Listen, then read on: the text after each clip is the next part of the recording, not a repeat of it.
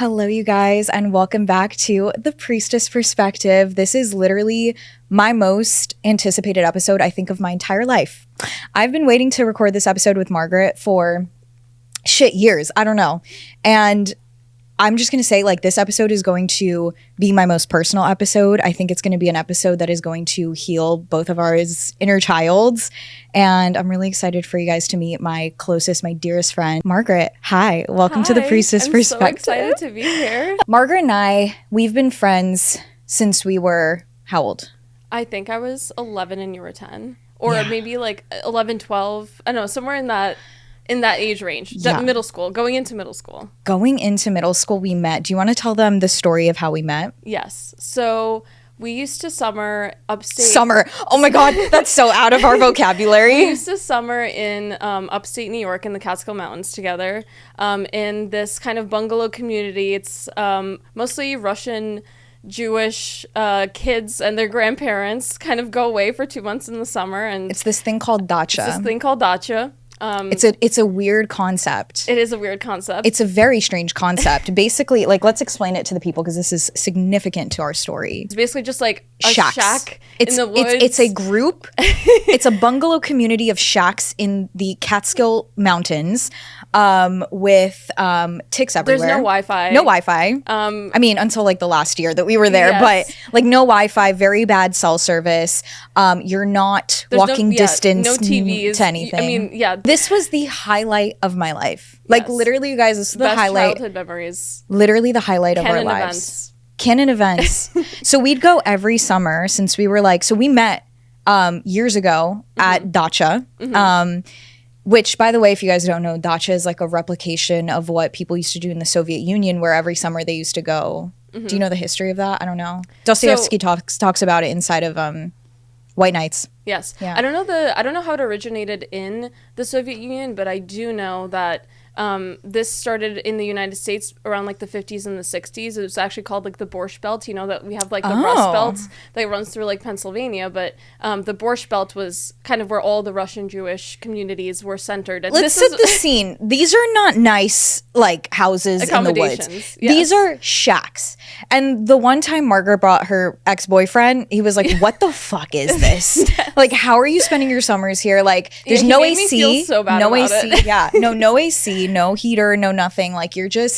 You're there to connect to people." And so we met there. That's how we became friends. Yeah. Originally. Oh my gosh. Yeah. I think we kind of stayed in touch outside of the summers, but I think really what brought us closer together was probably when we went to high school together. Yeah. Let me just put you on. The reason Margaret and I are best friends for life since the age of 10 is because we both grew up in the same conditions, and Margaret has been around and seen my entire journey, and I've seen hers. And we literally both came from nothing. Okay, we're going to talk all about it. I'm very excited. Yes. But it really did begin in high school for us. There's so much lore. Oh my God, we're going to really dive in. Okay. Both lived in the same neighborhood. Yeah. So we both lived in Bensonhurst in South Brooklyn. There's also not a lot of good high schools in that area. So kind of going back into the education system and how the New York City education system works is you apply to go to high schools. Thing is in the New York education system, and I say all this by the way because this was my biggest passion in high school, which is why I studied education, because I saw how insane the education inequality in New York City was. But basically, in order to get into a good high school, there's 8 specialized high schools, so to speak, in New York City. It's kind of the Ivy League, so to speak. And to have a shot at a good life, you kind of want to get into one of these schools, okay? Especially if you're an immigrant, if you come from nothing, which, by the way, we should get into your story, how you ended up here.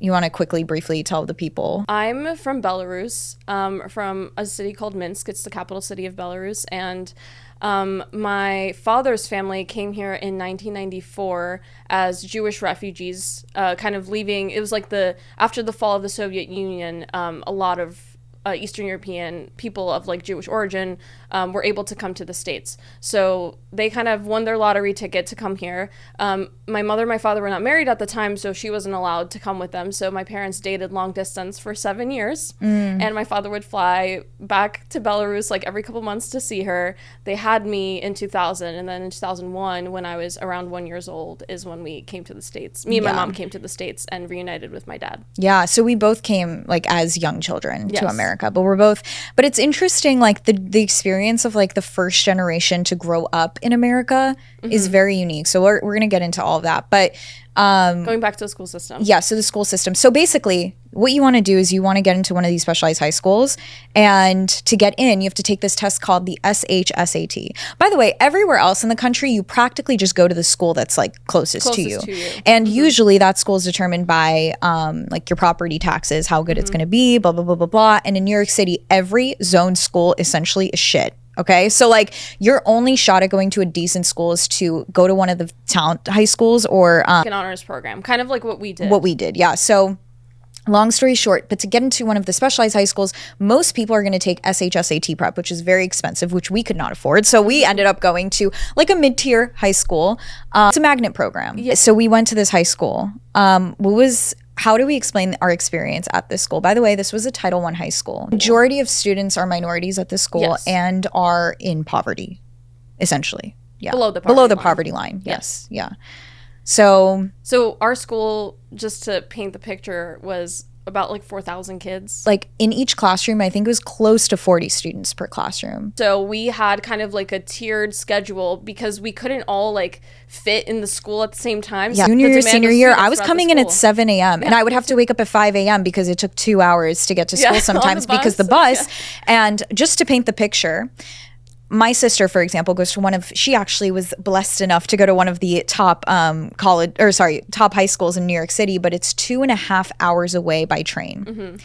And this is typical of the New York City experience, right? Like most kids, to be able to go to a school that isn't complete garbage, have to travel on the train for 2.5 hours each way.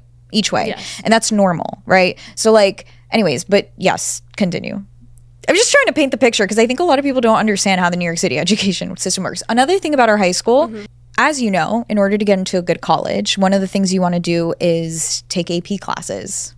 Yes. Yes. So that was a fight in and of itself. So the problem was, because of the volume of students that our school had, we had to like fight tooth and nail to get into these AP courses. You had to apply to take an AP class. Yes. And even if you had like a 99.5, even if you had 100 average, I think I remember like freshman year, I think I got like 100 in global studies. Yeah. And I really wanted to take AP European history. And I literally went to my guidance counselor like crying, being like, why didn't I get into this AP class? I literally have 100. Like, how does that make any sense? A lot of kids with 4.0s couldn't get into AP classes simply because there just was not enough funding for additional teachers who could teach an AP class in the school. So we were blessed enough that we were smart enough and competitive enough that we did take a lot of AP classes. Margaret and I are very competitive students. Yes. We've always been overachievers, and yeah, like we both had amazing grades. We were debate partners for a while in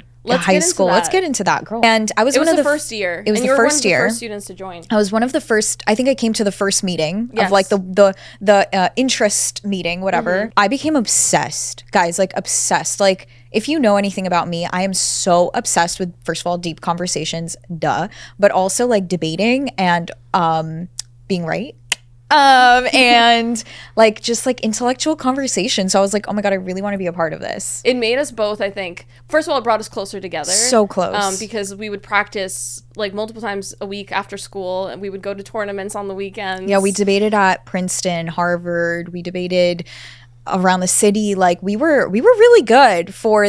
And so that's actually, I think this was the start, and I talk about this on the podcast. This was the start of when I started to realize just how broke we were. Because honestly, guys, before this, like the New York City experience, especially in like Queens, Brooklyn, Bronx, like the life we were living was not anything like abnormal. No, like it was like, normal. We were for very, all and all our things friends considered, were kind of living the same life. yes, that and we all were. things considered, like we're still in the grand scheme of things extremely wildly privileged, and always were. 100%. 100%. But we didn't have anyone, like we didn't know anyone who was outside of like the lower middle class kind of tier. More like lower class, yeah. But yeah. And to paint the picture as well of this high school, like a lot of kids like really struggled like financially, and there was violence. It was down to like the fact that there was no toilet paper in the bathrooms, and I'd go to the freaking Starbucks across the street just to use the fucking bathroom at high school, or like it was not a place I wanted to be. I think that's what was really hard, is like I didn't want to be back home, but I also didn't want to be at school. And I think a lot of kids maybe who don't like necessarily love their home life or whatever, right, like can see school as like an escape, and I never did. Like not in high school. Or I tried in debate team. Debate was like the first thing that felt like home to me, because like we had such a strong community. And we also had to fight for that. Like we had to fight to go to Eldest tournaments. Like we paid for everything. Yeah. Like most schools fund their debate teams. Yeah. We had no coach. We were like saving up to buy briefs together. It was like a moment in debate, like at one of our tournaments, where you realize like, oh, like some people have it so much easier. Okay, so I'm not going to name the school, but you'll know what I'm talking about. It was an all-Catholic like boys' school in New York. It's a private school, and they were just debating against them was impossible. Like I even watched them like prepare like before rounds, like outside of the the room that we were about to debate in, with like literally stacks of like evidence, case files, and like. Can we talk about for a second, like everyone had laptops, MacBooks and MacBooks, and I had like a bootleg like Chromebook tablet. Yes. You didn't even have a Chromebook. Yeah, and I had to get like a wireless keyboard so that would like help me like type. Yeah. No, it's real. It's real. But we mostly used paper. We mostly used paper because we didn't have computers to pull up evidence like the other students. Yes, it's facts. Yeah. So it was a big moment, like walking into those tournaments with those men, right? Yeah. And being like, oh, they have a debate coach who wrote up their freaking case for them, and is handing them documents while we're debating against them. Also, I think debate was like an introduction to the inequalities of the world for us to a degree, would you say? Like, sure, yeah. That being considered though, or that being said rather, like we did very well in debate. Like all things considered, like literally having zero resources, all this, like first of all, APs period popped off, 5s all across the board. We made it to the final rounds of these tournaments. Like they would get scared when we walked into the room, girl. I don't know if they got scared. No, they did. When my little heels clickety clacked, they were scared. Okay. And you know what? We were very good. And I think like this forced us to be we're very passionate. We're very intelligent, and we're resilient. Like you can't scare me. I don't care how much money your fucking school has. You can't scare me. But this was like an introduction, you guys, for me, because people would go away to these debate camps and blah, blah, blah. And I was like, oh, these are the kids that are going to Harvard. Right. And we're going to get into that in a second. But this was an introduction to me of like, oh, I like do not have access to so much, not because I don't want it, not because I'm not fighting for it, but because my school doesn't have funding. And this was a big awakening for me. What did this like open your mind to? I think it made me start thinking about college differently. Definitely.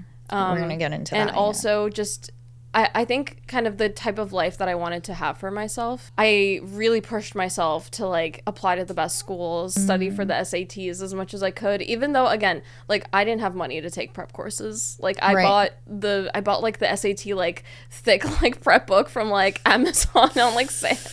And you tried to use that. No, I'm so serious. Like it made me kind of like, it made me almost push myself even harder to try to get out of the situation. And I knew that I was like, this is not the kind of life that I want my kids to have. More or less. I think the feeling overwhelmingly that I felt at that school was, one, I hate this school.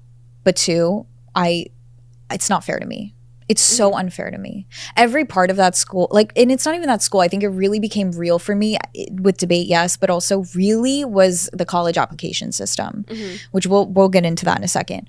But like overwhelmingly, the feeling I felt was like, this is so unfair how much I want this, how much I'm trying more than the average person at any of these prep schools. I am literally giving this everything in me and so much more, because I just to show up to these rooms, what I had to do to be here, and it's not enough, you know. And I think that was like a heartbreaking thing to realize.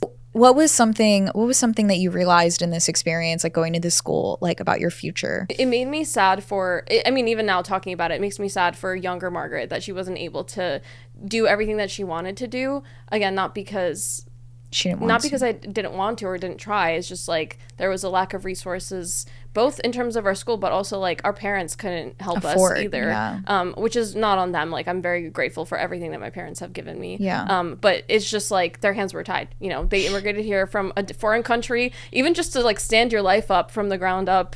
You know, I'm so proud of them that they were even able to get to this point. Yeah. You know and I want to talk about that because I think people don't realize like what the immigrant experience, I'm not even talking about myself, I'm talking about my parents, right? How difficult that is compared to the average. Just being in poverty is already hard, but then on top of that, to come to a country where you're literally starting from zero. You don't know a single person unless like you come here with family. You don't know a single person. You don't know a single doctor. You don't know the name of the streets. You don't know the safe areas, not the safe areas. You don't know the language. You don't know the language. You don't have housing. Like you don't know how the housing system works. When my family first came here, my father's family lived in Section 8 housing for years. They were on food stamps. Like, you know, it was really tough. But yeah, and so I think like because like I think it's like the college system doesn't take into account, like the college application system doesn't take into account how disadvantaged immigrants are because they're starting from literally zero.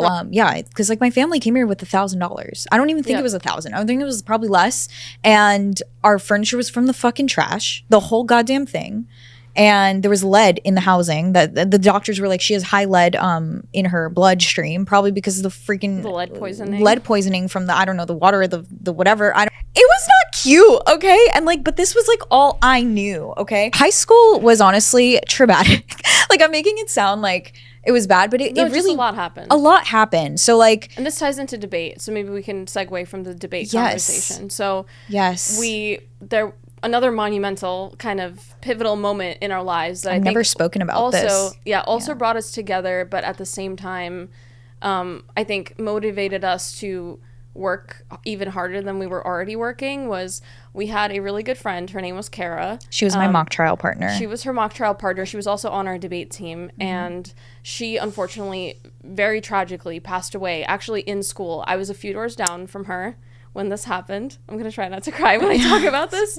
I was, I think, 16 at the time. You were also 16. This was my junior year, your sophomore year of school. And that rocked our fucking world. I think it really fucked us up really bad. And I don't think we've ever processed it, to be completely transparent. But I think what changed the most after that moment was one, like, well, first of all, to have like any young person die is just, you know, a horrible, terrible thing. But I think because we were so close to her at the time, and also that was around the time we were all talking about college and like what we wanted to do. She wanted to go to Georgetown. What we wanted to do in life and like the things we were passionate about. She really wanted to go to law school. Like it sucked to think about all the opportunities that she would never have because she was no longer here. And I think that really changed things for me because I was like, I have to work so much harder to make up for all the things that she could never do that I now have the opportunity to 100%. And you know, it's crazy because in hindsight now I'm like, oh, that makes so much sense.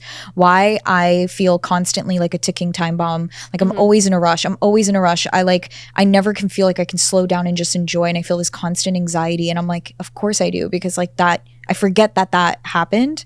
And not everyone does have an infinite time clock. I mean, none of us do, but like, you just don't know.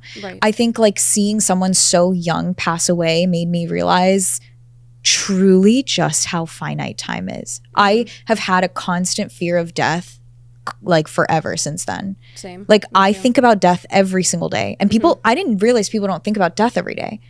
I think about it every day, every night.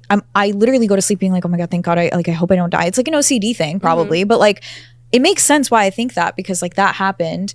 But it also it made me want to live my life to the fullest. 100%. And I have like such a love for life that I could never imagine like not wanting to be here. It made me realize that it is our responsibility and our obligation to be all in on everything. To have the privilege to live another day and you're gonna sit on your ass, like, and I know like I teach feminine energy and all the things, but I don't even mean sit on your ass in the sense of like don't work, whatever, fine, go out, live life, make someone's life better. It's like you have another chance at life that someone else doesn't have. I don't know, like it just made me aware of how finite life is, and it made me feel this constant responsibility to live life to the maximum. To the maximum, yes. I just can't imagine a life where I didn't go all in. You know what I mean? So that was a very transformative moment in both of our lives. In both of our lives. And it also, I think, brought us much closer together after that. Yeah, it did. Yep. Because, I mean, and I think it had a ripple effect. Do you want to talk about like how it impacted maybe your decision to go to college, or like how you lived your life in college? It's interesting because I think it was very subconscious. Let's transition into the college conversation, right? So what was that experience for you like? Like in high school, like you were like, okay, it's time to apply to colleges. Like, what was the sentiment? I was like, this is my chance. This is like my ticket out of here. Yes. Kind of. Yes. Like, we need to talk about this. And honestly, I was just most excited about like the network that it would provide me with in terms of people, both like faculty and the students there and like the friends that I would make. So I think I was mostly motivated by that. I mean, and I was looking at the Ivies. I was looking at UChicago was my dream school. And I in a way, I think I pigeonholed myself into those options, but it's because those are the only schools that I also like heard of. So like kind of touching on like high school too for a second, like our guidance counselors were not very helpful. I mean, if you imagine the number of kids per guidance counselor. Okay, so like, let's talk about this. So basically, to paint the picture, college, I think for both of us, we knew was our one-way ticket out. And if we were not going to take this chance now, we would never have that chance again. Yes. More than anything, I wanted to leave New York City. Like I knew I did not want to be home. Leave New York City, but most importantly, I did not want to be in that house. Okay? No tea, no shade. No tea, no shade.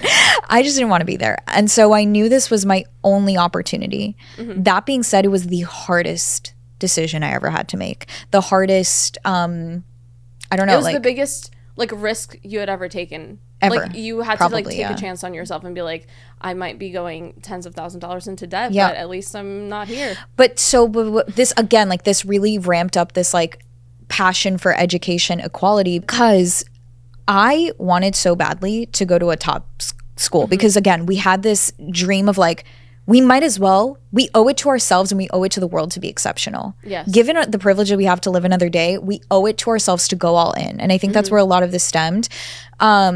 So that being said, I was like, well, then I might, and plus, by the way, we were really good. Like I graduated like top out of 1,000 people, I was 8th.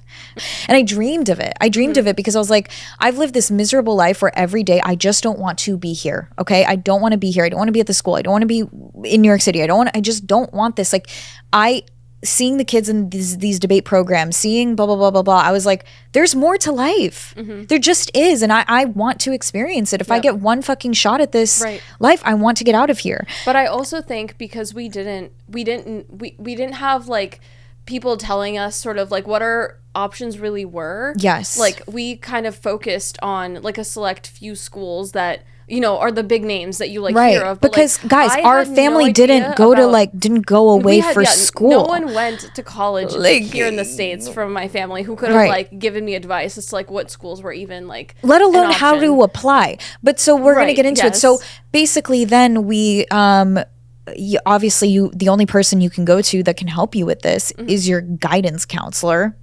There's 2 in a school full of 4,000 students. There were 2 college counselors, to the best of my knowledge, in a school full of 4,000 students. So we met with them one time, I think, for me at least. I met with her once before applying to schools. I think me too. I think I met with her like once during like the fall semester before applying. And what did she say to you when you were like... I mean, I was told like you're aiming high, kid. I don't know, like you should probably consider some like. Where did everyone go from our school? The CUNYs, and state schools, which isn't bad. Well, it's not bad, but I think, they didn't want us to reach. They didn't want us to reach. Yeah, I don't know. They didn't push us. No, and it was all internal for us. It was all intrinsic. Like we had to see it when no one else saw it. Our parents weren't telling us to apply to Ivy Leagues. Yeah. The guidance counselors were telling me I'm crazy. They're like, you're gonna pay hundreds of thousands of dollars to go for undergrad. Like they're like, you're insane. Like they're like, you're never gonna even get in. Like why are we touring the school right now? No, literally. Like they're like, even if you do get in, like how are you going to? You had to dream. Yeah, so how this are you is going like to afford manifesting, right, girl? It is because it's like we didn't know if it was possible. We just took a, you know, whatever. We took a chance. We took a chance. So do you want to talk about your college experience quickly? Can we add another hour? Yeah. Let's just do that. let's just Perfect. Because I'm at this point, I'm like, there's point, so many. Also, we haven't even started, girl. I know. Okay. We're gonna. There's too much. Perfect. So what was I talking about? Okay. College. So, anyways, this is crazy. The story of how I ended up at my college, guys. We haven't even started this episode. I'm just saying. So buckle in. My guidance counselor was. So what they'll tell you is they're gonna be like, go to the college across the street, literally. There was a because it's affordable. It's $5,000 a year, and so like that was not tempting. It wasn't tempting, but it was what was encouraged, right? And this was a college that anyone would get into, literally. But so anyways, and I was like, no, like I actually see a bigger vision for myself. And I was actually online friends with a guy who had told me about my school that I actually didn't know existed. I didn't know it existed. I didn't know it existed. Guys, schools like Vanderbilt or Johns Hopkins, we had never heard of them. And the only reason I found out about my school was because I was online friends. That's why I really have a big connection to like the internet, because it can connect you with literally anyone in the world, including you. But I had an online friend who was like, I go to this school, you should come tour it. And I was like, fuck, I might just go. And I had no clue. Like it was like an intuitive feeling. Like the second I stepped foot on that campus, I was like, I'm going here. I'm going here. This is such a funny. I'm like, if anyone's applying to schools listening to this episode, I think you're welcome. Well, applying to schools is so different now. You don't even have to take the SAT. Yeah, now they don't. Yes, girl, apparently half the schools are test optional now. I know, which is ridiculous. Oh, and let's talk about the SAT. Okay, that's a good. First of all, this whole fucking college system, and I also just want to say, guys, like obviously we're talking more so like victim-y mindset right now, but I want to give you guys an understanding of where we started and where we are today. And this was my mindset. I did think I was a victim, to be honest. Like I did. I had to get out of that victim mentality to get to where I am today. But I did feel like a victim for these reasons. We're going to talk about how we got out of that as well. But the reason I did was because, mind you, I had undiagnosed ADHD all throughout this whole fucking thing. And I saw kids going to these intensive test prep programs for the SAT, right? Scoring really highly on the SAT. And I was out here like with my undiagnosed ADHD flipping through a book being like, I don't even know what I'm doing or what. I'm trying to like teach myself the SAT. And it became so wildly clear to me that it was a pay to play system, you know? And I think it was those moments that taught me the power of playing the game. I think like the college application system taught me that it's not the richest people that win. It's the people who are can play the game the best. Yes. Period. So let's talk about that. But also let's talk about the FAFSA, because that was a big like moment. How was that experience for you filling out the fucking FAFSA? My parents had no idea what the fuck they were doing. They didn't fill it out. No, they handed me me the computer and a tax basically I had to figure out how to fill it out on my own. And I'm sure that if I will never forget flipping through the 1099s or whatever the fuck it's called. Yes. I should know, I'm a business owner. Anyway, the friggin' IRS documents and like going through, okay, line 8A, fucking what number is this? Jesus Christ, what the fuck? And it was, no one helped us. No. And girl, as kids, I was like, we were out here translating, you know, like that was our first job was being a full-time translator. Full-time translator for our parents. Yeah. Like, but yeah, no, there was no guidance. There's just kind of like, no one, let's just put it this way, no one fucking told us what to do. No one told us apply to this school. No one told us fill out the FAFSA. Like every single thing had to be figured out by us. And it's down to like, I think people don't realize like how many things like that happen, like applying for healthcare. I mean, a lot of people who are business owners do that. Or can we talk about the fact that like we didn't have healthcare for like years as kids? For years. Literally no healthcare. I don't like I didn't go to the dentist for like straight up 5 years at a time because like we just didn't have dental coverage. Literally.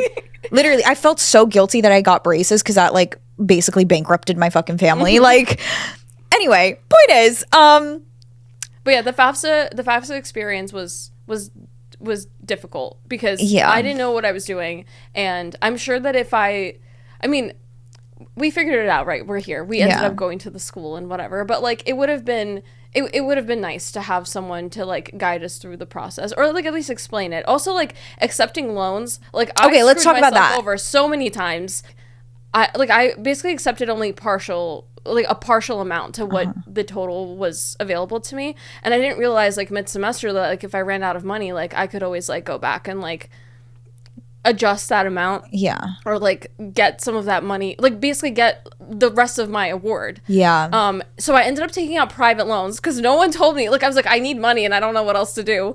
I was like, I can't pay my, like, I can't afford anything. I can't afford anything. Also textbooks, hundreds of dollars. So I ended up taking out private loans, and because of my parents' financial background, I mean, I needed a cosigner. So you my have to have a interest cosigner on was that. like 11%, which is insane. I took out like, I want to say like 25 grand worth of private loans that I did not need to take out because no one told me otherwise. Yeah. And that's the experience. It's like so many mistakes that could have been avoided had we, had we had someone telling us. Anyone. Another thing, in terms of what you were saying, like playing the game, those AP courses paid off. Okay, how do I like accelerate? Like, how do I 10x this experience for myself?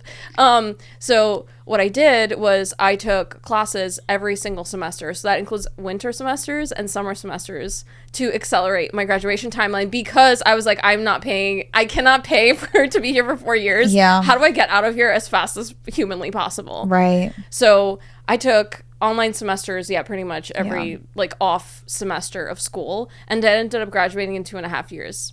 Guys, is pretty crazy. Just to show you how exceptional Margaret is.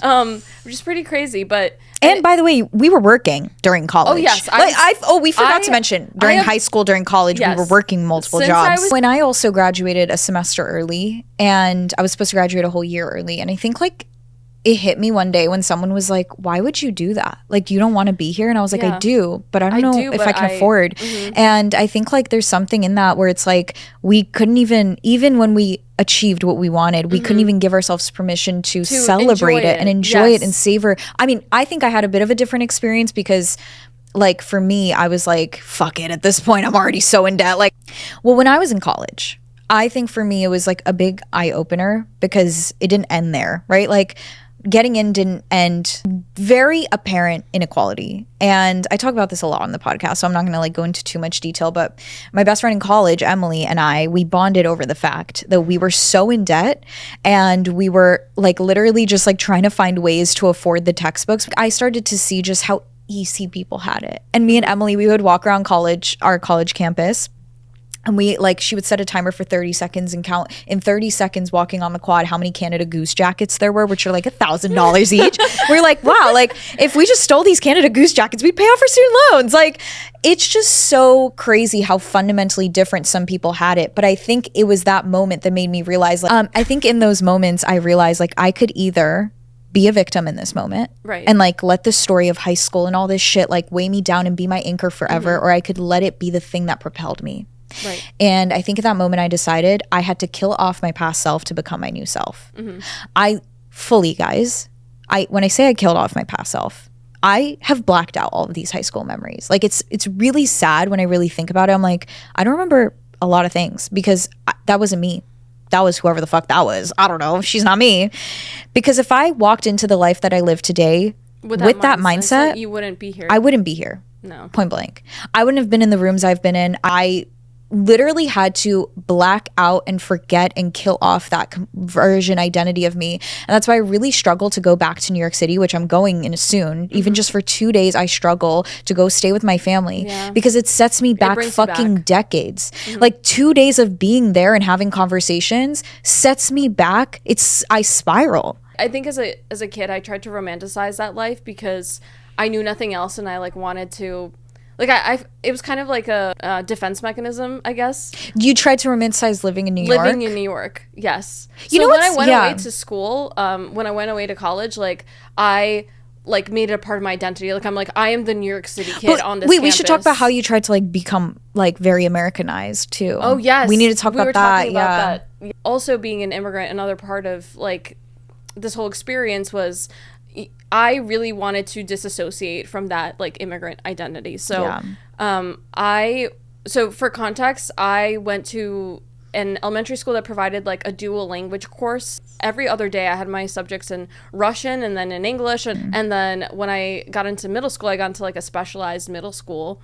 And that was a complete, like, it flipped my world upside down. Because now all of a sudden I'm going to school with like American kids that don't, like, I don't have things to relate to them on. Like, for instance, like, my family didn't have cable, like, growing up. So yeah, no. I did not know what Hannah Montana PBS? was. I did not know what iCarly was. Like, yeah, no, and that's a big thing. Like, everybody would be, like, chatting up at lunch, and I'm like, I have no idea what you guys are no, we talking need to talk about this. No, people, so it was like, really hard to, like, make friends, and I think that was, like, the initial, that was the first time in my life where I realized that I was different.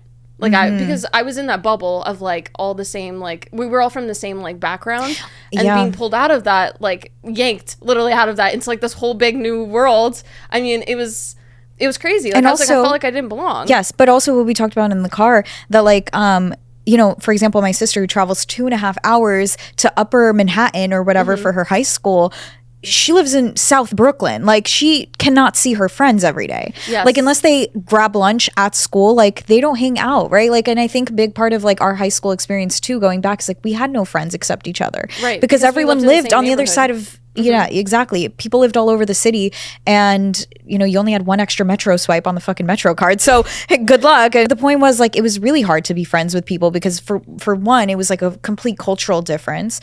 And two, it was like, yeah, I never watched fucking iCarly. The only thing I watched was Cyber Chase, guys. Like, I love Cyber Chase. So good. But it was hard to relate to people, too. Yes. And I think that my Perk Slope friends, I was like, I literally can't relate to a single thing you're talking about. Yep. And they cosplay being poor. They're like thrifting clothes. I'm like, what? I probably donated that jacket you're wearing. Like, what? But you know? I think, going back to, like, kind of trying to, like, Americanize ourselves is, like, what that led to eventually is, like, trying to, like, mask our, like, identity background because I mean, and look, we're kind of lucky enough to where, like, we can blend in. We can blend in. That is a privilege. As, like, the average American gal, you know, because I mean, thankfully, you know, I mean, we don't have accents. Thank God for my nose job, you know.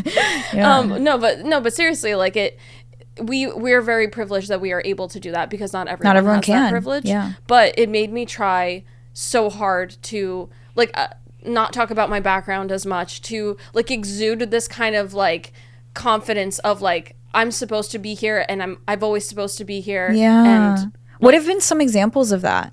Because, you know, something else we talked about, girl, was like how it's so funny because I walk into rooms now and no one would ever guess, believe where we are from and what we've seen in the world. And by the way, there's so much stuff, like, I don't even want to touch on that we've experienced because, like, we're not here to be victims. And again, I've blacked out things. Like, actually, like, sometimes Margaret will tell me things. I'm like, that happened? Yeah. Like, what was something? We talked about something in a car. I'm like, oh, I forgot that happened. Whatever. The point is that I don't think in most rooms that I walk into, I don't think there's a single person in that room who can relate to, you know, my story, to our upbringing. And so I think, like, something we talked about, like, one of my, and I'm going to be vulnerable here, but something that broke my heart that I talked about with Margaret yesterday was, like, I remember coming back home, and I have a big age gap between me and my siblings. My younger siblings are, like, significantly younger than me. My, like, youngest sister is, like, 10, right? She's, like, 10 or something. And one of my sisters is in high school right now. And I remember telling her, just because it's just a fact, I was like, wow, I'm, like, actually so grateful. You guys have it so much easier than I did. And that's a fact. They have it a lot easier. My parents have obviously, you know, gone up in social mobility, or whatever the word, like, they've, you know, obviously, as my family, they're doing better now than they did. Because there's 2 less kids in the house. That's true too. You know, instead my of feeding older 5, brother and they're I, feeding 3. yeah, literally, no, and facts, and, like, so, you know, there's that, and so I told my sister, I was like, wow, you guys have it so much easier than me. And my mom was like, and I love my mom, and I want to, and she's probably gonna listen to this episode, and I love her, I do, and I understand why she says what she says, but she said something to me that has never left me, and she was like, oh, like, you're lying about, like, you make it sound like you had it so hard and blah, blah, blah, blah, blah. And, like, it's so crazy how I was never, besides Margaret, literally, no one has ever applauded me for how far I've come in life, literally, ever. Like, no one celebrates me. Like, I'm so proud of you, bitch. Girl. No, No one celebrated me, but no one knows. What we were talking about yesterday is like, it's not about, and look, it's not, we didn't have it so hard. Even though we come from a not so privileged background, we still had a good home base. I mean, look, we come from like complete families. Like we always had food on the table. Okay. But I'm saying like, you know, it could have been so much worse. And yeah. I'm very hyper aware of that personally. Extremely. Yeah. I think that the most important thing is like what amazes me about you is like what you did with what you had, because the jump from where you were to where you are now is literally like impossible, insane, illogical, like 100x. Same with you, bitch. Same with you. And I think that's why it affects me and hurts me so much when like my mom says something like, oh, we didn't have it so hard, and this, that, and the other. I'm like, okay, so we were below the poverty line. Like, let's just accept that as a fact. But also we did. The reason, and I think the reason they do say that is because, dude, being in the United States is so much better for them than where they were. Right. We're battling between feeling so grateful and appreciative of where we are, but experiencing the privileges of other people in America and needing to strive for that without, you get what I'm saying? We're caught between these two worlds. And it's like they're saying, oh, you're so grateful. But I'm like, they're saying you're so fucking poor. So I'm like, what am I? Right. And I think what's hard is that in order to get to that point, I had to say goodbye to this point. And I think that was the hardest thing I ever had to do, was like black that out. Yeah. Because I knew if I was going to continue associating, I've disassociated that part of my identity. Yeah. And when I walk into these rooms, the reason I've been able to attain a logical growth is because I don't think from that identity anymore. I don't think the way my parents think. I don't think the way, and that's all to say, my parents are incredible people. You should see what they accomplished. They did the same shit as me, but from even lower. Yeah. Yes. No, they did. Guys, they literally came from, I mean, shit, my grandma came from the Holocaust, so that even more. So it's like, it's just been one generation after the next of healing. But I think like once they got here, they were like, oh, we're so comfortable, like we're good. Wait, can we talk about the fact that like, let's touch on like generational trauma and like how our parents still have like no food in the fridge. Let's talk about that, because why is there always mayonnaise? Why is there always mayonnaise in the fucking fridge and pickles? No, it's there's always fucking pickles and mayonnaise. Yeah, there's pickles. There's like mayonnaise, kielbasa, yes, and sour cream. If it's maybe really special occasion, some olivier. Well, let's, but it's some rye bread. And farmer's cheese is just like a classic. I mean, if you always got the farmer's cheese. My mom like hoards every like cardboard box that like comes into our house every like I have clothes bag. In my, I've asked my mom for years, please throw my clothes out, my fucking Aeropostale that I begged you for. Please throw it out. I don't need it. I don't need my fucking sister and my other sister wearing clothes from 20 years ago at this point. Like, it's this generational energy of like, we need to hoard on to everything. Yes. And so did your grandma also tell you like finish every fucking crumb of this fucking... Oh, yes. What did your grandma say about that? Because I was not allowed to get up from the table until I like licked my plate clean. Right. Like my parents would be like, you're not, sorry, you can't, you have to sit here like until a dog. You're done. Like a dog, bro. Like a fucking dog. But but look, it came from a mindset of lack. Right. Because our grandparents grew up during the post-war years of, I mean, all our sets of our grandparents were born during either right before or during World War II. I mean, my grandma was in Siberia escaping the Holocaust. My grandmother on my father's side was like running to the German camps to like dig up potatoes in the middle of the night because they had nothing to eat. Right. So that scarcity mindset. How do you see, besides food, right? Because I talk about that a lot here. Besides food, how has that scarcity mindset influenced your life today? But it made me want to do the complete opposite, if that made sense. Like I lived when I went to graduate school, I lived by myself, and for the first time I had like full autonomy over like what was in my refrigerator, and that shit was stocked. Let me tell you. Like I was like, my pantry was stocked. I always had snacks. Like, do you think you're like healing your inner child when you do stuff like that? 100%. Yeah. And I think that's a big thing about our lives today, is like yet another reason on top of all the reasons that we are overachievers and we like have experienced more than the average person, maybe, so to speak, is because we're making up for like everything we couldn't ever have. And I always think like I feel like I've always had like kind of an abundance mindset where I'm just like, whenever every dollar I spend is going to come back to me, which you say all the time. Yes, I say that all the time. But it's we've so always true. had like, that, I've girl. never felt terrible about giving myself things that I want or deserve. Like, because we'll always just work for it. because like, I know there will always be more because I will make it happen. It's not that I think that it'll be handed to me. It's just like, I know that I will do whatever possible to continue to achieve more. Always. Yeah. But yeah, I think like going back to what we were saying earlier, it's like I think the people who achieve the most in life are people who are hyper aware of how bad it could be and hyper aware of how good it could be. And it makes you appreciate so much more, which is actually funny. Yes, we need to talk about that. I recently read, I think I told you, I read a book. I think it's called The Pleasure of Living an Epicurean Life. Ooh, okay, that sounds up my fucking alley, girl. Yes, which I think I briefly told you about, but his whole philosophy is basically like, if you are not grateful for the bare minimum, you will not be able to enjoy the 100%. abundance. So it's like, if you're appreciative of 100%. what you have today, you will be on cloud 9 when you have everything that you could ever want. So that's interesting though, because I think when I got everything I ever wanted, I was also the most depressed that I'd ever been. But I also think that's because I think I fear silence a lot, girl, because like growing up, like it was, first of all, just for one, it was always noisy in the house. But then on top of that, there's a lot of kids in the house and whatever. But also just like on a spiritual level, like I was always used to like noise and pushing and pushing. Like I could never stop. Like there was no point in life up until literally right now that I could just like breathe. Like never. And so I think when my dad always used to say, he's like you're always running. It's kind of like a Russian proverb, but it's like you're always running ahead of the train.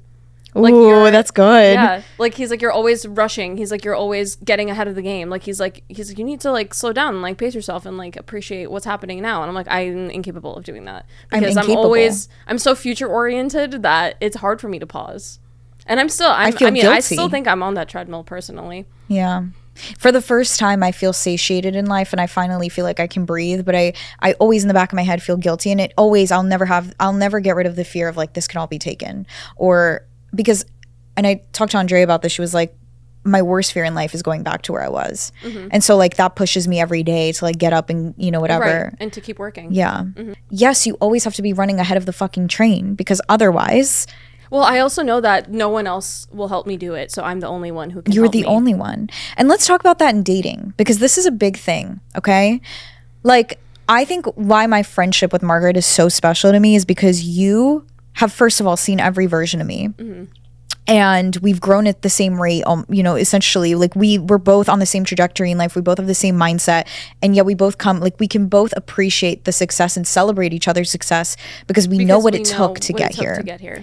And, you know, going back to the earlier point that I was talking about, like, you'd be surprised how little praise I get for what I do. Like, I mean, I get it from my followers, funny enough, period. I love you guys. You mean like from people in But your from life. people in my personal life, like it's extremely, extremely rare for anyone to be like, I'm proud of you. You know. Also, like, just to say, like, I think that if Sarah could do it, anyone can do it. Like, no excuses. Period. Like, literally. And so which is why it's like, I have that mindset around like everything I do too, is I'm like, well, like, I don't feel bad for certain people where I'm just like, you know what? It's like, help yourself, because you know, if you're able to get to from where you were to where you are today with literally zero handouts, zero help, like zero nepotism, like it's crazy that you were able to accomplish what you were able to accomplish, and you're still growing every single day. And I'm helping people do it too. Yep. That's the thing, is I'm like, go post a video. You're helping people break the stigma. Well, and that's the other thing you grew up with. Yeah. I just don't see. And I don't know why we are this way, because we grew up seeing extreme barriers in life, but I don't see a barrier to any dream I have. Me neither. But why are we that way? I don't know. Like, both of us deserve like a moment of pride for like the fact that maybe for one, we're not the most successful people in the world, period. Oh, no. And we also haven't been through, we also haven't in been comparison, through the worst either. The worst. Yep. I think it is astonishing and illogical how far we've come, both of us. And I think we're still so young. We still have so far to go. And we're 24, guys. We're 24. And I think like now when we're dating in the dating pool, it puts us in a very difficult position as ambitious women who, by the way, didn't have a choice but to be ambitious. I think that's another thing we need to acknowledge, is like, I didn't decide one day I want to be ambitious. I had to be. Right. I had to achieve a lot. I had to be in masculine energy my whole life. I had no choice. And also like older daughter.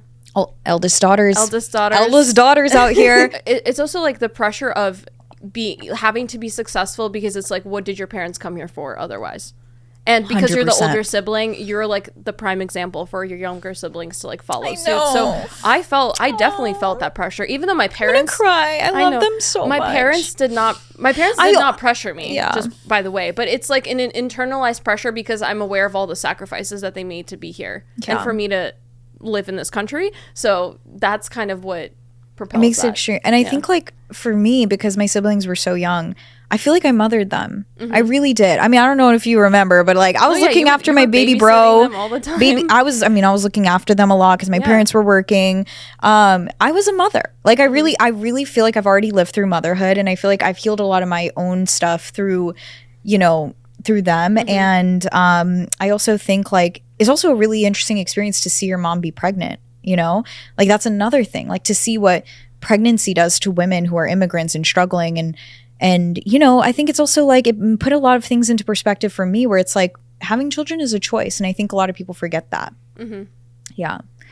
But I was gonna go back to nature versus nurture, because I think that's an interesting conversation. Yeah. But it's kind of like you were asking the question of like, why do you think we are the way that we are?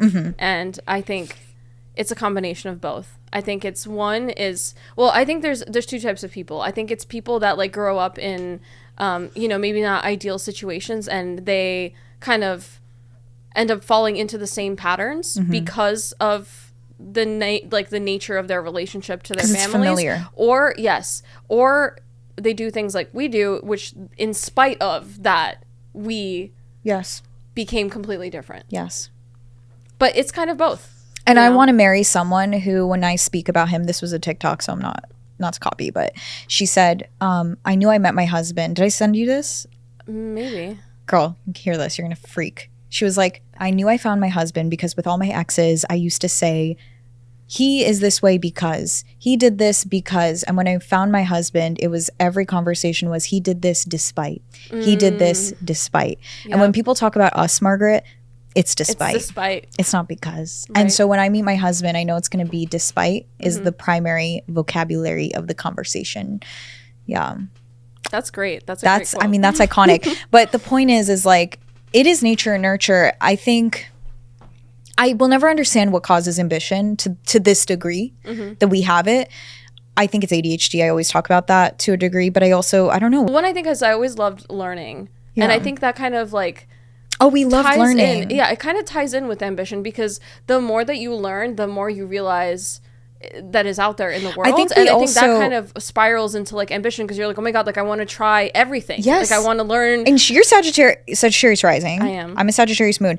It's a very Sagittarian thing to be super into philosophy and traveling and what else is out there in the world. On the note of dating, I think to our conversation, like I think because of how ambitious and successful we are. Yes. In a position where we had to be in a position where we had to be. Yes. It put us in this masculine energy where we both, and a lot of maybe of you guys listening, were in a position where we attracted naturally men that were more in their feminine energy. And I think I have always had this savior complex of I want to heal my inner child by healing others, which is why I do what I do, right, for a living. But I also think it seeped into my dating life, unfortunately, and I was really mothering men. And me too. Yeah. Well, I think also like because I know everything is possible, like I wanted to believe that everything was possible. Everything was possible, and that they would want it as much as we did. And that they would want it as much as we did. And I was hoping that that was a conclusion that my prior partner would come to on his own. Which, by the way, I just recently got out of a 6-year relationship. So slay. DM me if you guys want to link up with Margie. But no, but I truly believed in him. And I think that also comes from the same place of like anything is possible. Like I'm like, why do I believe in you more than you do, girl? And I think our whole lives, we've always, the one trait I notice about us, we believe in people's potential more than they believe in themselves. Yeah, same thing with my parents. Same thing with some it's of our awful. Other friends. It's so awful, girl, to believe in someone's potential that they'll never meet. And I think that's why that pushes us to reach our own potential. Well, it's not even that. It's not that they'll never meet it. I'd like to hope that someday they will. It's just that I don't know. I think I've come to a conclusion, Margaret, where now I start to see that people don't necessarily want to achieve they have to want to, But the fact that I know that it's possible, like weeks to do some of the things that Yeah. I want to do, or months, or even a couple years. Oh, girl, I think one of the curses of this life is knowing how not even necessarily how easy, but how capable and within reach certain goals and things and desires for people things are. And knowing they have all the means to, maybe it's not easier for them. No. But they it have might the be means. more difficult, but they have the means. And they don't take it. And I think that's a curse, and it's so hard to watch someone do that. And I think we have it in us for some reason where we want so badly to see someone have victory. Like we want to be like, I want to see, like, I will help you, I will walk you through this with our parents, with our partners. Like I want this so badly for you. I know you could do that. Fucking know you could do it. Like you're so close. And that's then just why having you're my best hype woman. Girl, period. But but shit, when you're dating a guy and that happens, it's a disaster. It is. And I think and I think it in both of our previous relationships, it really pulled us down. Oh God, they pulled us we down suffered with them because we brought ourselves down to their level in a way. Oh my God, to meet girl, them where they were I'm gonna at. cry. This is awful. Yeah, it's awful because I think we just, I don't know why. I teach this in Princess Treatment Academy, shameless plug, get it down below. But I teach you guys how, like, it's the law of polarity. When you're super, super, like, masculine in an energy, obviously we were both very feminine in appearance, but we were very in our masculine. I think we're just starting to get into that feminine energy now. Like, we just naturally attracted men that needed saving, that needed mothering, that we were giving these men fucking princess treatment. You're welcome, you know. And I think it's like, I also think we have this ability, Margaret, that in every room we walk into, we inspire people. Like they see some potential in themselves that they didn't see before. And I think like that is one of the effects I have on a lot of my romantic relationships is like people, you know, guys will meet me and then they'll be like, oh my God, like I feel like I could fucking conquer the world. And I'm like, yes, you can. I mean, yeah, but you're welcome. Like, I don't know why you didn't see it in yourself until you met me, but like. Well, let's talk about how this kind of makes dating difficult. Very hard. Now that we are, for people that, like now meeting someone who doesn't know where we came from, right? Like how do we navigate? We need to talk about this. Yeah, meeting men in our now 20s where we have that. Because I think something you mentioned when you were in your previous relationship that always stuck with me is you were like, I think there's something so beautiful about being with someone for so long because they've experienced, like I get to have firsts with them and they experienced every version of me. They saw me at this stage. They saw me at that stage. And I think what's so hard about dating now is like, oh, you're only going to meet the version of me that exists today. But I also think, Margaret, I realized this today on my walk. I was like, but in a way that's a blessing because Sarah 2 years ago even would not have attracted her husband. Right. She would not be in the rooms that he's in. I don't know if he would be in the rooms. I don't know. But I will only attract my husband in the identity of who I am today. So you know what? Yes, he won't know those versions of me. And that's a blessing. But that's almost for the better. For the better. So what do you look for in a partner now that you've had all these realizations and why? I think someone who has like an inner drive. I think similar to like what we've been talking about ambition, like someone who has an inner passion for literally anything. I don't care if you're avocados. A doctor. Yeah, I don't care if you're an avocado farmer, you know, hit me up. But no, like literally whatever it is that drives you, like as long as you are constantly moving and are okay with evolving and changing and growing, that's kind of like the biggest prerequisite for me. Because that was the number one lack in my last relationship, which is crazy to believe based on, you know, my personality and the person that I am. Same for you. Yeah, girl.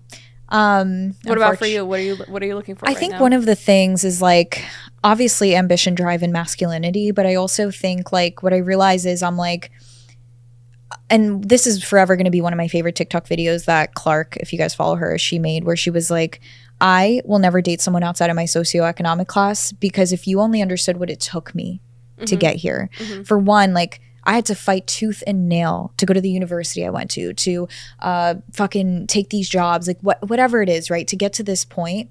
And I will never, like, one of the comments on that video was like, a man will always pull you to his level, whether that's up or down is up to you. And that has always stuck with me where I'm like, well, shit, I'm going up then because.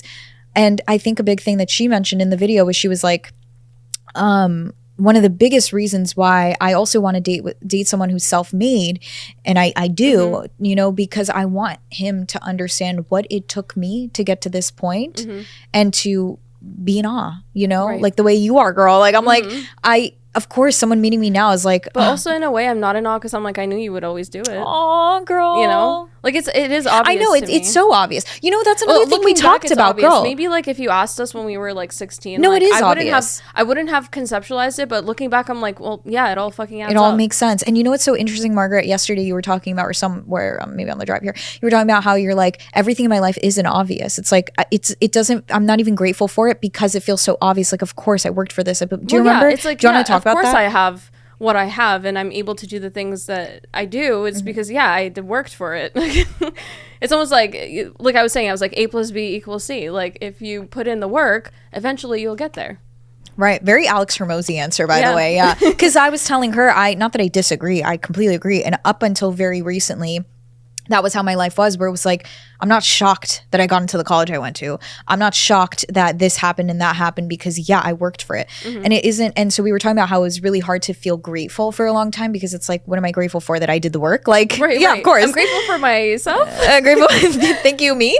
But I think also but now I'm at a point where like miracles are happening in my life. And it's like the first time in my whole life is a miracle. Fuck that. We know that. Yeah. Right. Obvious. Of course. And it is, I think, a combination of work and also luck. Like you can't discount the luck. But I also think that we need to credit ourselves as well because not a lot of, I think we don't get a lot of external validation. So I like to also internally validate myself. And I'm like, pat myself on the back. I think I what's did that. crazy, Margaret, is like seeing so many people have so much opportunity and not take it. It's a fascinating thing. And I think that's why we struggle to date people that are not at our level, because I'm like, how can you be sitting in a position? First of all, you have male privilege. Just for one, my contact almost fell out of my eye when I said we live in a game that was designed for you to succeed, and you lost at the game you built yourself. Like, please explain. But then it's the other thing is like, you lost at this game, but then also it's like to have most of the men we've talked to have had so much more opportunity than we've had, and to think that they had so much more on the table and they didn't take it is emasculating to me. I'm like, you're not, like, whatever. Yeah And it's a shame. It really is a shame. It is a shame. Because I think of all the people that don't have those opportunities. And this is why I say I don't think like a D1 athlete. I think like an Olympian. I've always said this. I never understand people. At least I didn't until recently, maybe, and I don't even know if I still do. I've never understood. Like, I'm not going to name her name, but I had a friend who was like, I just don't aspire to be an Olympian, or I don't aspire for greatness the way you do. I don't get where this comes from you. And I was like, that's such a privileged thing to fucking say, because you woke up with 2 legs today. You woke up with another day on your timeline, and you're not going to strive for complete excellence. That's so fucking privileged. I know. And I've never thought that way. I don't believe people that say like, oh, I really want this, but I can't do it. I'm like, no, you just don't want to. You just don't want literally to. just don't want it bad enough. Which is otherwise, fine. It's not fine, though. Actually, it's people not used fine. to go to war for things that they wanted. No, but this literally. is what I'm saying. I'm like, oh my God, girl. Like, I think people are, I think for whatever reason, and I see it in our generation too, people are like less willing to like sacrifice. They're less willing to sacrifice in the now to attain what they want in the future. There's like a disparity between I think another thing, maybe, guys, one thing about Margaret is she's literally 24, and I'm not going to mention anything about her work, whatever, but she is like this bitch runs the whole goddamn fucking show. And we need to talk about that, because I think it's fascinating. I think a big thing people talk about now is like Gen Z is lazy. And with something we talk about, Margaret, and I talk about this on the podcast and everything, is like, I think everything I do is a reflection of me, so I will always be the best. I don't understand. I don't know how to not. Everything that I create, whether that be like a physical, thing that comes to fruition, or like something that I write, or whatever it is, I cannot put 110%. I cannot not put 110% into it, because it is a product of myself. Yes. It's like I'm almost like weirdly like giving birth to everything that I touch. It's like facts. But like, no, for real. Like it would be like shameful for me to do anything less than. Like, I would feel ashamed. Yeah. And not getting into exactly what I do for work, but like I had like, it was such a culture shock, like getting to this place where I'm currently at in my career as a 24-year-old, where I have people in their like 50s and 60s reporting to me. It's a very strange dynamic to navigate. That's Margaret for you, by the way. In like a corporate environment, in like a traditional work setting. Like, it's so strange. like the dynamic that she's a bad bitch. Period. TM. But yeah, it is very weird, and I don't know how to do. I don't know how to do less than. Girl, is I'm like, I think a big thing about this is like, we give everything 100%. That's facts. And I think like it's fascinating to me to see how people like just don't give a fuck. And I'm like, but here's the thing, Margaret, is everything we've done, we've been obsessed with because we love ourselves so much that I'm like, if I'm going to do something, it might as well be something I love because I'm like, I'm not going to take on a job that I fucking hate. Like, I just have never had that in my fucking brain. I'm like, if I'm doing this, I'm dedicating my life, my hours to this. Yes. I'm going to do what I love and I'm going to be the best at it and it won't feel like work. That's why I say I get paid to exist. It's like, okay, you might think I fucking do a lot of work. Right. Bitch, I would do it in my sleep. I wake up at 2 a.m. dreaming about it. Like this is like, the same thing as watching White Lotus. Like, like same shit. Like so my point is like, I don't get when people like, okay, not to be tea, whatever, but like people work for me or people work for others or whatever, Gen Z culture where it's like, you don't give it 100%. Like, do you hate what you do? Like, why'd you do it then? Do you hate yourself? Like, maybe there's a deeper issue there. I think people think there are no other options. Or like they tell themselves they have a limited mindset about what they can Limiting mindset. And I get it. Like, not to disrespect people that like obviously are very difficult circumstances. Like our parents, like my mom had to scrub toilets for a bit, when she came to this country. My point is though, that like, I think a lot of people have way more opportunity than they want to maybe recognize. Yes, 100%. And still don't take it. Or they take a job and then they're resentful of it. And I'm like, I also go start don't a business. Understand people like, that like don't know how to pivot. Like me and you, I think the reason what made us so successful is like even when we need to talk about this, Margaret. Even when we do hit a wall in our career in whatever, like we always are able to make the change and figure it out. Girl, like we're like okay, and on to the next. And okay, on obstacle, to the next. Go around. Diverted. Girl, also, I'm like, no, we need to talk about this. I'm like, we have the ability to walk away from fucking anything. Oh yes, because we've come, the privilege of coming from nothing is I'm like, I don't care what your fucking status is, I don't care what your name is, I don't care what Forbes 30 you have, I will walk away from you in a minute because I've already lived with nothing. So like anything else in my life is just a bow on the top. Right. I think a lot of people will stay in situations they don't want to be in because they're afraid of like, what if I'll never have this again? They've never actually even experienced what it's like to live without it. I've been at zero. Like, I'm not afraid of walking away from everything. You know what I mean? Like, I think that's a big asset. Like, I think a lot of people struggle to walk away from relationships. Yes. They struggle to walk away from jobs. I think they want comfort. I did walk away from a job like a few years ago, which was maybe the best decision that I ever made. Do you have tips for people who are like in that? Oh yeah, this was a job that I had when I was still finishing up graduate school. I took a job that I thought I would love, and maybe for the first like month or two, I did truly love it. I reached a point where I was crying on my way to work on the train every morning because I was just so fucking miserable. Yeah. And I couldn't explain it. I was just like, this just feels like, I feel like I'm meant to do more is the only way I could explain it. Like my parents were asking me, my friends were asking me, they were like, well, we don't understand. Like, what is it exactly about this job that you don't like? Like you were happy a few months ago. And I'm like, I can't explain it, but I just feel like I do not belong here. Like I feel like I need to do more with my life. Girl, and that's how we felt in our relationships. That too, yeah. That's crazy. And I took the leap and I said I wasn't finished with grad school yet, and I said I'm quitting.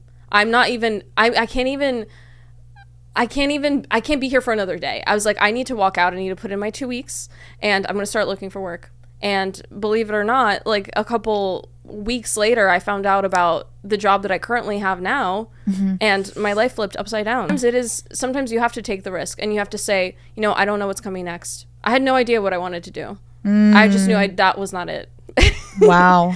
Always. Yeah. I think the hardest thing, and I talk about this in the breakup episode, is like the hardest thing in life is to walk away from something good, but that isn't great. Yes. And without even knowing there's something better on the other side, just because of your gut alone. I think if you can do that, I think you're one of the strongest people on earth, to be honest. But I think also, girl, like that's to the point of like what we were saying, where everything is a reflection of you. I'm like, you knew that wasn't a direct reflection of like your obsession in life and whatever. And you were like, instead of disrespecting yourself and disrespecting the people there, you walked away. And I think that's exactly like the energy we exude in everything we do. It's like we're the best at everything we do because we only do the things that we're obsessed with. You know what I mean? I think that's like always been the case,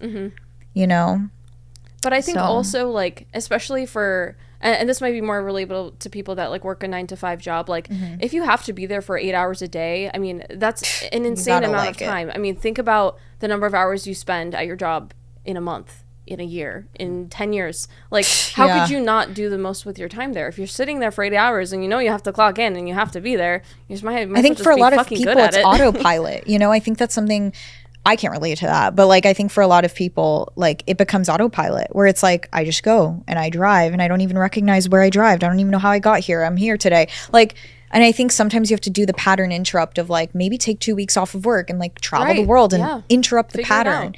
Yeah. Read the Break the Habit of Being Yourself And by Joe life is too Dispenza. short to be unhappy. And your job, you Way too spend short. more time with your coworkers than, I mean, Maybe your people- spouse. No, yeah, people, no, literally. Literally. Statistically, you spend more time with your coworkers as you get older than your family, than your partner, than your kids, Children. than your friends. So I it's actually want to talk important. about children now because we're getting to the last 15 minutes here. I want to talk about children. I want to talk about based on everything, right? Because I think we've had a lot, and it's crazy, Margaret. I think it's almost a little sad that at 24 we're thinking this heavily about how we want to raise kids when we're like fully fucking single in the prime of our Yeah. career, like oh, I have a whole birth plan and everything. Yes. But I think it's a trauma response of like, I think, you know, I even with my siblings, like I'm so forward thinking for them. And like, even for like, this sounds fucking insane. Like I'm making voice notes and writing letters for my future husband. Like I think I'm just so forward thinking. But I think, you know, I just want to give my children the best life. So I'm curious. world. Literally the the world. world. Yeah. But first we had to give it to ourselves. And I Yes. think I always say the first child you have is your inner child. That was your first pregnancy. That was your first birth. That's your first child you'll ever have is your inner child. And I think a big mistake people make is they don't heal their inner child. They don't Before give they their have inner, kids. and then they have kids. A lot of people have kids too early and then, you know, whatever, the whole And shebang. we're still in the process of doing that work too, but we're already planning. But we're already, and I think that's another, to the point of who we want to marry, which is crazy that we're thinking about this, but like point is, I want to be with a man who has put this much thought at 24 Right. into his future children as I did at 24. Not a lot of guys at 24 are thinking about, thinking about their that. future kids. So, or their wife, that for that matter, you know? Right. So it's a very important non-negotiable for me. You know, it's funny, actually, my mom showed me a YouTube video the other day, and she's a queen. We love her. We Shout love out her. Tatiana. But she showed me a YouTube video, and it was this like Russian influencer, and she was talking about how she met her like dream husband, and she said, I wrote a letter to myself, and she was like, I told myself like my dream husband puts me first. I am the number one thing Period. in his life, and the number 2 thing is my daughter. And she's like, Ooh. happy wife, happy life, you know, is the saying. No, it's but no, for real, facts. like you want your husband, you want to be with a man who has truly thought about what it would be like to be a husband and be able to step into that role like so naturally like this. Yes. You know, and know exactly the way what your value is and like what you bring into his life and what he needs Right. to do to like, I don't want to say keep you around because that sounds like, you know, whatever, but like, Get princess treatment if you want the secrets on that, Yeah. to be honest. but I'm just saying like, someone who's like hyper aware of your value as a woman in And his I want to life. be and I will be hyper aware of his value Yep. too. I think that's another thing is like, I only have these standards because I want to literally give my husband the world and my femininity and the energy that the inspiration I can give him. Like I only expect a lot because I also want to because give I a also lot. want to give a lot. And we do give a lot, even if it's not if it's not reciprocated. But yeah, so what are some things you have thought about in terms of future children? Like what, you know, what are some things? I think the number one thing that I want to prioritize is like showing them what is possible. So like I know a lot of parents will like sign up their kids and they're like, I really want my kid to like be a violin player, for instance, right? Right. I think my approach is like I would want my kid to like try as many hobbies as possible, like Yeah. do as many like extracurricular activities, like just to try, not to like overload their schedule and like make them, you know, Mm-hmm. walking robots, you know, with like a deadline every hour. But I'm just saying like open their eyes to the possibilities of the world. And so not that to they could realize come it to when their it's own- too late, Margaret, right? Yes, Like I think because I think even for me, like I think I stepped into that a little bit later in life than I would have wanted to, because the job that I have now, I had no idea this job even existed Yeah. before I ended up here. But also, girl, there's like so many hobbies that we're interested in now. Yes, where we're like, that I wish that I I wish had when I was a started doing as child, kid. yeah. Yeah. And it's so sad. Like, I think like, and I think it's great for development too, because it's like the more you do, the more your circle of people that you're interacting with also expands. And like the type of kids that you meet will be different. Like, I think what's so hard though, girl, is I always think about this. I'm like, I think, and we've spoken about this. I think the reason we are the way we are is because we struggled the way we struggled. And I do not think I would be sitting here at the Priestess Perspective if I didn't go through, and I'm, this is the thing. I say all this shit like it's a pain. I would do it all over again if it meant that I lived the life I get to live for the rest of my life again. And I think it's the only way that you would have ended up the only way I would have ended up here. Had to have gone through all of that. Yes. And in a way, okay, let me ask you a question. Yeah. How are you going to, like, how do you think our kids are going to turn out different, not having, like, our kids are not going to struggle, but like, how do you think we can instill those same values in them? And that's the question I'm asking myself. I'm going to do research before I have kids, like, more intensively. But I think one of the things I'm really struggling with is I realize that I am this way maybe not only because maybe I would have ended up this way regardless.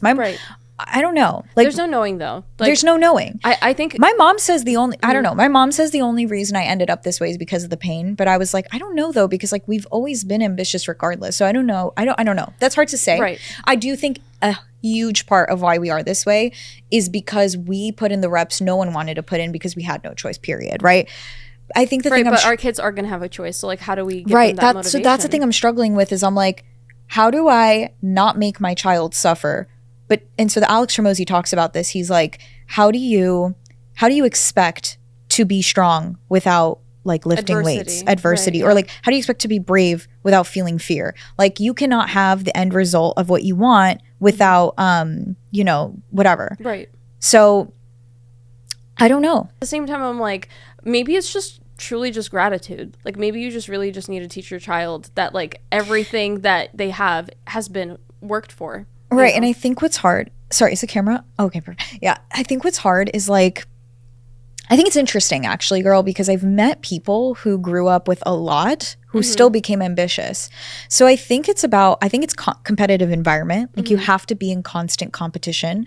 I think I've spoken about this before. My child will inherit my ADHD 100%. So I think they will have this incessant, is that a word? Incessant drive that I have for obsession and just constant dopamine. So I think like to a degree, genetically, I think my children will have some of that energy that just needs to be used. But I think it's about making them work for what they have. I think even with my siblings, right? Like my sister, she was like, I need money. And I'm like, okay, well, you're going to work for me. You're going to find a pet sitter for Pepper. And I made her do the work because I'm like, you need to learn the value of money. Right. I think one of the things is like, we're so hyper aware about the value of money that like, we don't make stupid decisions, and at the same time, we also value and are grateful for every penny that comes in. Right. Like, guys, to this day, whenever I get a sale, I say a prayer for every person. Like, it sounds stupid, but I literally like mentally, I'm like, I say a prayer for every person that buys my program because I know the value. I'm like, I know what you had to put in to make that investment for yourself. Yep. Yeah. So, and also the mental work that you had to do to actually like click the button to buy the course. Yeah. You have to take a risk on yourself. Grab Manifest Magic down below, by the way, if you're ready to take the risk today. But point is that I think like, I don't know. Like, I think it's so hard because on the one hand, it's like, I want to give, like, I even noticed with Pepper, right? Like my cat, I'm like, she is so spoiled. I'm like, this bitch forgot she was drinking out of a puddle 2 weeks ago. Yeah. Like, but at the same time, I'm like, I don't know if I want, like, I think sometimes I feel like I really look down on people, and this sounds really bad, but I think we both like look down on people who are living in this comfortable state. Like, they're just comfortable, right? Right. It's almost like a state of ignorance. Like, they don't even know what else is out there. Maybe they just feel comfortable. They feel safe. They feel safe. And I'm like, as long as they let things happen to them as opposed to making things happen for themselves. Ooh, girl. Ooh, that's it. But I'm like, but like with, I think both of our exes, they lived in this very comfortable energy where everything was fine, la-di-da, and they genuinely were maybe happy. I don't know. Maybe they were happier than us. But the thing is, like, something will come along, like, nothing can be the same forever, and it's either you move first or life will move you. Ooh, I'm like Margaret, bars good. right now. No, but I'm so serious, and You're right. 100% right. Like you have to either be in control or the world will control you, period. And I think like, and I think that's where our like need for control comes from. Like I'm yes, like, we're both I need obsessed to, with control, like, girl. I need to be like 10 steps ahead of whatever life has in store for me, or otherwise it's not going to be great. It's not going to be fun. Like I want to know where I end up. I think that also goes back to like gratitude, and like it's like yes, I am grateful in a way for everything that I have, but also I'm like, but I moved. Like I took the action, so it is just all on me. And set the intention. Sometimes it isn't even about taking action. I mean, sometimes it's about just putting it out there in the universe and saying like, I will do this at some point, but at least like having the intention to do it. And knowing you deserve the micro moves. Yes. I also think, Margaret, we have this ability to just decide this is happening and I don't care how. And it's going to happen. I don't give a fuck. It's happening. Right. And just letting the world decide the how, which is, you talk about that all the time. Yeah. Which is like, there's a difference between like letting something, just happen without your input whatsoever versus like setting an intention and then letting the universe lead you to that goal through like whatever means necessary. But going back to what we were saying, I think like that's something I struggle with in terms of like raising children, where I'm like, I live my life in extremes. We both do. Like I'm either at rock bottom or I'm literally on the fucking moon, and I don't like living in the in-between. Right. I just don't. And I think a lot of people enjoy the in-between. They like the comfort. They don't like hitting rock bottom. It's scary. They don't like being on the moon. They self-sabotage. Right. So I think like what's hard is I'm like, to the Pepper example, it's like now she's like so unaware that she even came from these circumstances. Maybe she doesn't even appreciate the food I make her anymore and the little, whatever. Right. The point is, but I'm like, is that so bad? Like I guess something I want to speak to people about, like, and just kind of come to my own conclusions on is like, who is actually happier? The person who's always like living in this perpetual like, oh my God, I'm so hungry, I need more, I need to be in control, oh my God? Or is it the person who's like, I think everyone's people are happy in different ways, but also like I never thought of I'm kind of pivoting, but I never thought of happiness as like a static thing. Like it's like you can be happy one day and then miserable the next. It's more of just like, it's like your general, I don't know if happy is even the word to describe it, but like I guess like your general state of being. Like, are you satisfied? I would call it satisfaction. Like, are you satiation? Satiation. But you know what? I don't know if I ever want like. Well, so it's interesting because like right now is the only time in my life I've like truly felt, maybe not the only time, but like in recent history that I feel like genuinely satiated. I'm like, I'm not feeling hunger. Like, oh my God. Right. And it's healthy in the sense that like my body has given myself permission to relax. And I think as I'm aging and as I'm becoming more feminine, it's like a very important thing to it. But I think at the same time, because I'm inherently ADHD and I'm inherently dopamine driven, I cannot stay in this state forever. Right. And I think like, going back to our initial conversation, I think the reason why I will not necessarily strive for my child to just constantly be in this state of like stagnation or this state of just bliss and comfort constantly is because, like I said earlier with the Caras situation, it's like I wake up every day and I know it is my obligation for excellence. And I want my children to recognize that it is their obligation to be excellent on this earth as well. Like you have an obligation if you grew up in the circumstances, I mean, shit, that my kids are going to grow up in, right? Like you almost have even more of an obligation 100%. Because you have the privilege. You owe it to yourself and the world to create something exceptional. And that is not an option. Like you were gifted this life for free. And if you're just going to sit on your fucking ass, I mean, enjoy it, right? Enjoy the ride, of course. Right. But create something. Create something. Change some lives. Do something. Like expand yourself. Learn what's out there, right? God gifted you this whole earth and you're just going to sit and watch TV all day. Like, I don't get that. Yeah. I think that's a great answer. Yeah. Well, to wrap up, Margaret, to end this episode, first of all, thank you for coming on this episode. If you guys want a part 2, we literally fly Margaret out next time because like shit, DM me and let me know if you enjoyed this episode. But to wrap it up, what is like one, maybe we'll end with 2 questions. One, what is maybe like the best piece of advice you've given yourself or heard from someone? Okay. And what is one piece of advice you'd give to others maybe? Oh gosh, this is a hard one. I mean, it's hard, yeah. I will say that probably I'll just say like in general, like best piece of advice is to trust your intuition. I think that I think really if you look inwards, I think a lot of the answers might already be there. I think that's what Ooh. I've learned over the last few years, but especially over the last few months of my life, is like, when you know, you know. And a lot of the times your body knows before you do. So I say just Wow. lean into what your gut is telling you to do, and then just fucking go for it. Full send it. Take the risk. You've got to go. Yeah. I mean, and that's such a hot high priestess answer. So that's the perfect way to wrap this episode up. I think, yeah, to end this episode off, you guys, I think like, I think both of us, like we've had illogical growth because we've taken illogical action. Mm-hmm. Nothing about my life makes sense because every move I've made has made zero sense. Everyone told me don't do it. Everyone was looking at me with 13 eyeballs. I did things because I saw something other people could not see. I saw a vision that didn't exist. I saw myself being a millionaire well before. I mean, shit. You had the fate. I had the fate. I thought I was going to be Secretary of fucking Education of the United States of America. Whatever. My point is, you have to believe in something, and that is so much bigger than what you can conceptualize. Because unfortunately, you guys, you are so confined and limited to only what you've seen your whole life, right? And I think it's so expansive to be able to see, like, just, I mean, sure, we're only 24, but like to see what we've already seen in 24, you know, just post grad, right? What we've experienced. I'm like, I saw it in my brain before I ever saw it in the world, but it existed, and it's like a video game. And I also want to say, like, I think we are, you know, you and me are the culmination of generations of people who have taken massive risks. The culmination of generations of people who have had this mindset. Right. You know, and I talk all this shit, blah, blah, blah, but like, I am so proud of my parents, you know, that they took this risk to come here, you know, whatever. And you too. And like, I think like we are where we are on the backs of generations of people who did this too. And we are so lucky to be the first generation to enjoy it. And I think that's a massive privilege, and I will be enjoying that privilege on behalf of my ancestors.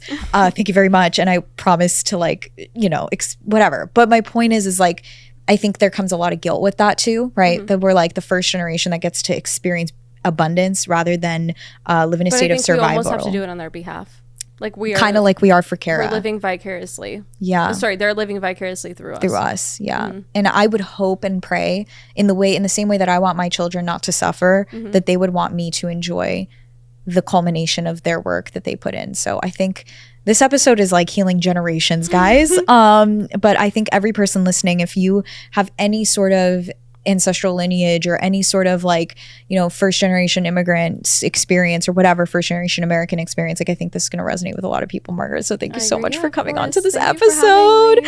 I love you guys. Don't forget to High Priestess fam. Yeah, guys, like, I love you guys. Like, I want you guys to know that you literally saved my life. Like, we'll do a whole other episode. I think we'll come, part 2 coming soon, point being. But I want you know, I love you guys. Don't forget to rate the podcast 5 stars and period. Bye, guys. Bye.